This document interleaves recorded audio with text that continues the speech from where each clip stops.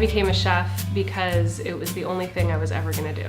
That I knew from a very young age. It was always, I'm going to be a chef, and there's nothing else that I ever imagined doing with my life. My first memory of my first taste of coffee was at a sleepover at a friend's house, probably in 3rd or 4th grade. Her parents were big coffee drinkers.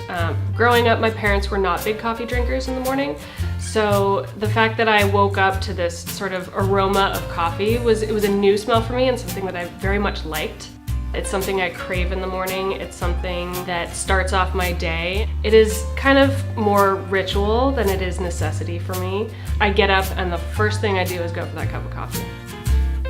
My food is developed from nostalgia, from my surroundings. I'm a native Southern Californian, so I cook with the ingredients around me and with what feels like it's inspiring to me.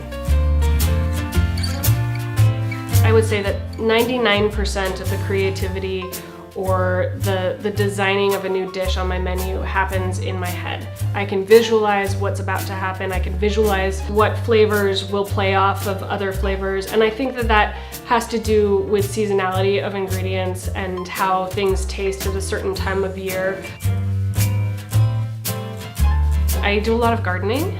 I grow tons of vegetables, tons of fruits. I take a lot of pride in my garden.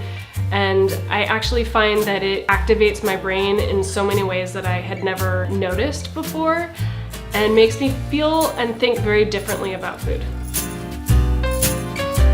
You know, I'm not home a lot, so when I'm home, I want to enjoy being home. I want to look forward to going home. The espresso machine was going to play a big part in that. That's something that commands a big presence on a countertop. And I want it to be very aesthetically pleasing and functional at the same time. In my own restaurants, we have a coffee counter, so I knew how to use a professional machine, and that was one of the functions that was so cool about the Marzocco, was that it felt like a professional machine, but scaled down to a size that was manageable and aesthetically pleasing for my own home kitchen.